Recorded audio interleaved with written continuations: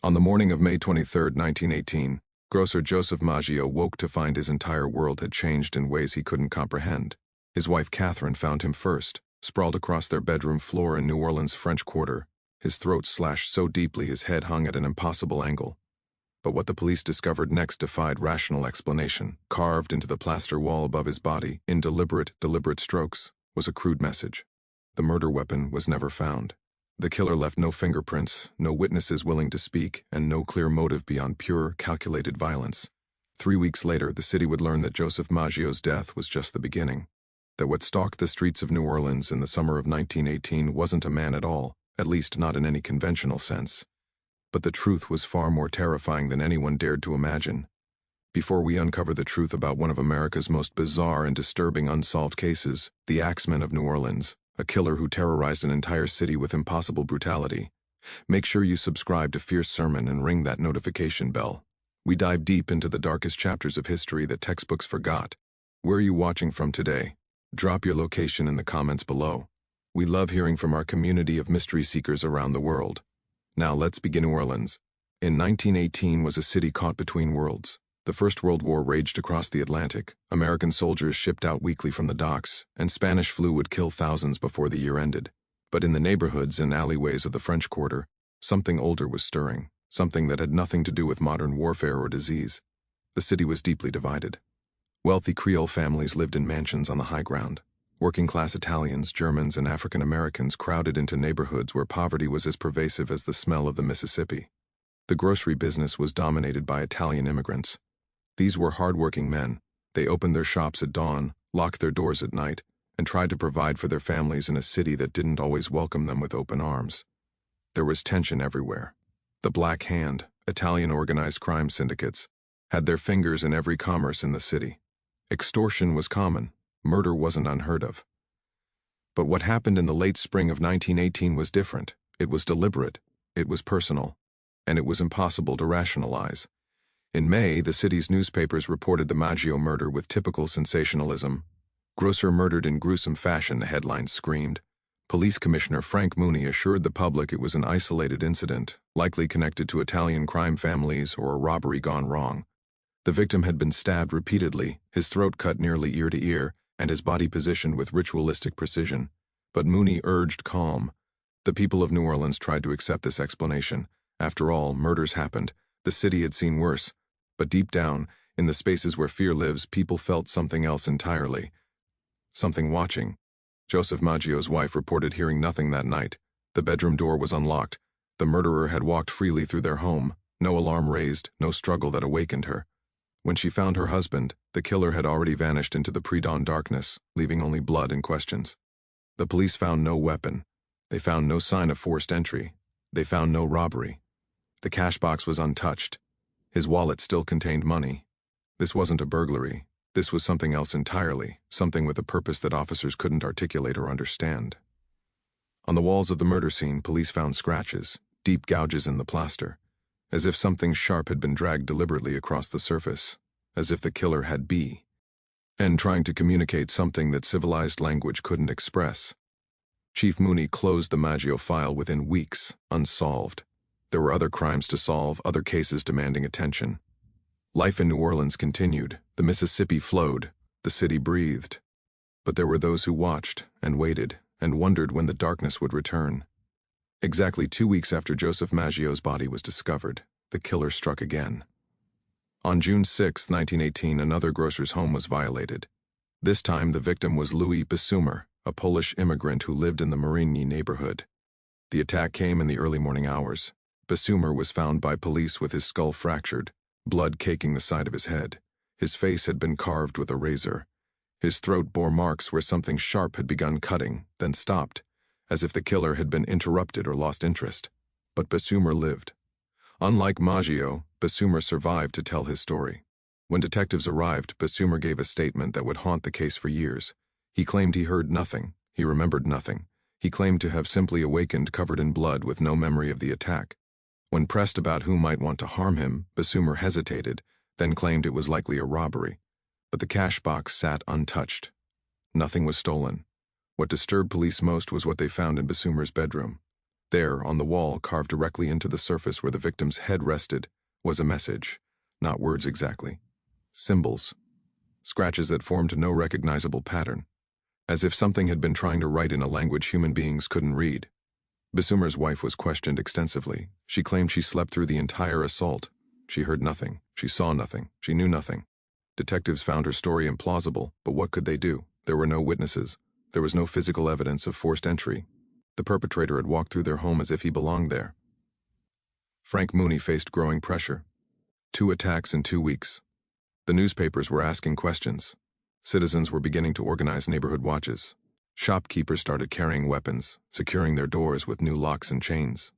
But fear was spreading faster than any police response could contain. Then came the 3rd incident. On June 28th, another grocer, Mrs. Catherine Lombard, was attacked in her home. This time, the knifework was evident. Her face had been slashed. Her body bore defensive wounds. She had fought back, screaming for neighbors who didn't come. When police arrived, they found the wall beside her bed covered in scratches again. The same deliberate gouges, the same ritualistic pattern. Mrs. Lombard provided the first eyewitness account that departed from the other's convenient amnesia. She said the attacker was tall, male, she believed. But his movements were wrong somehow. She couldn't explain it. He moved like something that was learning how to move like a man, but the mechanics weren't quite correct. His breathing was wrong, strange, labored, as if respiration itself was an effort. When he moved past her in the darkness, she felt something she couldn't name, not fear exactly, something more primal, something that reached into the deepest parts of her brain and told her she was facing something that shouldn't exist. The newspapers ran her account as the testimony of a traumatized woman. Surely her mind had exaggerated, distorted the experience through fear. But other attacks would suggest that Catherine Lombard had seen something real. By July, the city was gripped by genuine panic. The local Italian community, always treated with suspicion, became the focus of investigation and hatred. Newspapers ran headlines suggesting foreign elements were responsible. Mobs formed outside Italian-owned grocery stores. Shouting matches erupted. Police had to break up several confrontations that threatened to become riots. Chief Mooney commissioned a special investigation. Detectives combed through files looking for connections. 5 different grocers and their families had been attacked between May and July. All lived in the same neighborhoods. All occupied similar social positions. But there was no logical connection, no apparent motive, no pattern beyond the pattern of violence itself. What authorities discovered, and what they refused to publicly acknowledge, was that the killer's entry into homes showed no signs of forced entry. Locks were still locked. Windows remained secure. Doors showed no damage. It was as if the perpetrator could walk through the physical barriers that protected human homes, as if the rules of space and access that governed ordinary criminals didn't apply. The community created theories to rationalize the irrational. A burglar who had learned to pick locks, a madman with a key to the neighborhood, a killer who had studied their targets for months, learning their routines and vulnerabilities. These explanations didn't fit the evidence, but they were safer than acknowledging the alternative. They were safer than entertaining the possibility that something genuinely otherworldly was loose in their city. If this story is giving you chills, hit that like button and let us know. Seriously, your engagement helps us continue investigating these dark mysteries that deserve to be remembered. Share this with someone who loves unresolved history, someone who understands that not all mysteries end with rational explanations. Let's discover what happens next, because the Axeman was far from finished.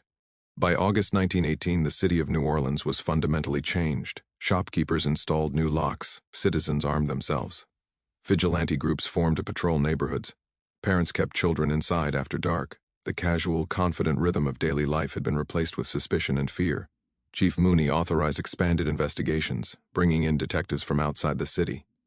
They analyzed the crime scenes with fresh eyes, looking for patterns law enforcement had missed. What they discovered would shift the investigation in an unexpected direction. The scratches on the walls. These became the focus of intense study. A forensic analysis of the gouges revealed something peculiar. They'd been made by something with a specific shape, not a knife, not a blade of any conventional type. The marks suggested something with a curved edge, something that left distinctive patterns, a tool, an instrument designed specifically for creating those marks. But the truly unsettling discovery came from the wall plaster itself. The scratches extended into the plaster at angles that defied conventional physics. They curved in ways that would be impossible for a human arm to achieve. They suggested the scraping had been performed by something with joints moving in configurations that didn't match the human skeleton. Police brought in a physician to examine the physical evidence. He submitted a detailed report to Commissioner Mooney in early August. The doctor noted that the scratch pattern suggested the perpetrator possessed unusual anatomical flexibility and strength considerably exceeding that of an ordinary man. The report was filed away. It wasn't released to the press. Then came the letters. On August 13th, the New Orleans Times-Picayune received a letter. It was addressed to Chief Mooney and written in a bizarre, nearly illegible handwriting. The letter was printed in the newspaper the following morning. "Dearest readers and Chief Mooney, they have never caught me and they never will. I am not a human being, nor am I a spirit, nor am I a devil. The only thing that appeases me is fresh blood, and when I have had enough of my food, I will go away and never come back. So far I have killed none of you. So far I have entered your homes for the sole purpose of testing your security and finding what pleases me in the W.A. of food. Be wise and do not force me to kill. Just leave your windows open and shut up. Yours truly, the Axeman of New Orleans." The letter was stunning in its audacity. The killer, who now had identified himself as the Axeman, was speaking directly to the city. He was announcing his presence. He was establishing rules. He was essentially claiming that the attacks thus far had been warnings, that he had exercised restraint, and that future violence could be prevented if the city obeyed his instructions. The letter sparked immediate outrage and discussion. Newspapers printed it in full. Citizens debated its authenticity. Was it genuine? Had the killer actually written it? Or was it a hoax, a cruel prank by someone seeking attention or attempting to capitalize on fear? Police pursued both possibilities. Handwriting experts examined the letter. They concluded it was likely authentic. The writing matched documents found at crime scenes, notes scrawled on walls during attacks. The content suggested insider knowledge. The killer knew details about the investigation that hadn't been released to the public. What authorities also discovered was that the Axeman message suggested he was not actually using an axe, despite his adopted name. The implement leaving the distinctive scratches was something else entirely, something that left marks too precise, too deliberate for a conventional weapon. By late August, additional correspondence arrived. More letters, more messages, all supposedly from the Axeman, all claiming to provide insight into his nature and motivations.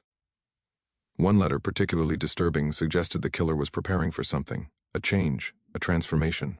He spoke of the hour of the wolf approaching, of the time when the old laws will no longer apply. These letters were preserved by police, documented, analyzed, but they were never fully shared with the public. What Chief Mooney understood, after consulting with specialists and medical authorities, was that they were facing a psychological profile unlike anything in the criminal record. The Axeman wasn't simply a murderer. He was a personality with his own philosophy, his own code, his own understanding of himself as fundamentally separate from humanity. The killer was claiming to not be human, and the evidence, the impossible marks, the entries through locked doors, the descriptions provided by survivors, suggested he might not be lying. The official investigation into the Axeman murders proceeded along two parallel tracks. On the surface, police pursued conventional criminal investigation. They examined suspects. They investigated the Italian organized crime connections. They looked into individuals with known violent histories. This investigation produced no arrests, no convictions, no closure. But simultaneously, a quieter investigation was occurring behind closed doors. Detective William O'Hara, who would become the lead investigator on the case, began compiling reports that went nowhere official. He consulted with a Jesuit priest at St. Louis Cathedral. He interviewed specialists in folklore and anthropology. He reached out to universities requesting information about anomalous physical phenomena and beings inhabiting the liminal spaces between documented civilization. These investigations were never officially acknowledged. They produced no reports filed with the department. They were personal inquiries undertaken by a detective who had seen too much and understood more than he was willing to officially state. What O'Hara discovered, through these unofficial channels, was that the Axeman wasn't unique. There were legends, folktales, stories passed down through generations in New Orleans, particularly among the oldest Creole families. Stories of things that lived in the swamps, things that came to the city sometimes, things that moved through the world according to rules that predated and superseded human law. In September 1918, one of the M.O. St. Peculiar developments occurred. A man named Joseph DiVeggio came forward to confess to being the Axeman. He claimed responsibility for all the attacks. He provided detailed descriptions of the crimes. He claimed to have acted under some form of psychic compulsion. DiVeggio was arrested, tried, and acquitted. The evidence simply didn't match his confession. His physical capabilities didn't align with eyewitness descriptions. His knowledge of the crimes was clearly second-hand, derived from newspaper accounts rather than direct participation. DiVeggio, it seemed, wanted to be the Axeman. He He wanted to claim credit for the violence. Psychologists interviewed by police suggested this was a known phenomenon. Mentally unstable individuals drawn to notorious crimes, desperate to have significance, to be remembered, to be feared. But if DiVeggio wasn't the Axeman, then who was? As autumn arrived, the attacks ceased. For weeks, then months, no new reports of assault or break-ins came to police. The city relaxed. Slowly, life returned to its ordinary rhythms. Shopkeepers began unlocking windows again. Families stopped bolting doors. Children played in yards once more. The fear so pervasive just months before receded into the background, but it never entirely disappeared. Chief Mooney's official report, filed in early 1919, concluded that the Axeman case remained officially unsolved. He suggested that the perpetrator had likely moved on to another city or, given the violent nature of criminal behavior, was probably deceased. The report was filed away. The case was closed as far as the public was concerned. However, within the New Orleans Police Department, certain precautions remained in place. Detectives continued to track unexplained break-ins and assaults in other cities. They maintained a file on the Axeman that was updated whenever new suspicious crimes occurred in other locations. This informal investigation continued for years. What the file revealed was troubling. Between 1918 and 1923, a series of remarkably similar crimes occurred across the United States. Break-ins with no signs of forced entry. Assaults leaving distinctive marks. Messages left at crime scenes in an alien handwriting. Then silence. Then relocation. City to city, the pattern repeated. Was it the same perpetrator? Copycat killers? Something being passed down, taught, inherited? The official police position was that the Axeman of New Orleans was likely a transient killer who had drifted through the city, committed crimes, and moved on. It was a clean narrative. It allowed the case to be closed. It didn't require acknowledging anything that challenged their understanding of the world. But Detective O'Hara, until his death in 1932, maintained detailed private notes on the Axeman. These notes, discovered in his estate, suggested he believed the perpetrator was not acting alone, that there was a larger pattern, that the Axeman represented something that predated human civilization in New Orleans, something that occasionally rose to the surface of ordinary life, claiming victims according to laws and motivations that human investigators couldn't comprehend. O'Hara's notes were never officially published. They were filed in a private archive at Tulane University, restricted from public access until 2001. When researchers finally examined them, they found detailed accounts of O'Hara's interviews with voodoo practitioners, spiritualists, and practitioners of folk magic. These sources O'Hara recorded claimed to recognize the Axeman. They claimed to know what he was. They claimed to understand the rules governing his behavior. According to these interviews, the Axeman was what they called a rougarou, a creature from Louisiana folklore, a being that existed between human and animal, between the natural and supernatural, a predator that had always inhabited the swamps, that occasionally ventured into civilization following patterns and impulses older than record. Ed history. O'Hara couldn't verify these claims. He couldn't prove anything beyond the verifiable facts, the crime scenes, the injuries, the letters, the impossible physical evidence. But his notes suggest he came to believe that New Orleans had been visited by something that modern science and law enforcement were fundamentally unprepared to confront. The Axeman was never captured. He was never prosecuted. He was never definitively identified. The case remains, officially, an unsolved series of mysterious attacks from 1918. But in the New Orleans Police Department, in the restricted archives of Tulane University, in the oral traditions of the oldest families in the city, the story persists. The Axeman was real. He was documented. He left evidence that officers couldn't explain and wouldn't publicly acknowledge. And the question that haunted Detective O'Hara, and that haunts anyone who examines the case honestly, remains unanswered.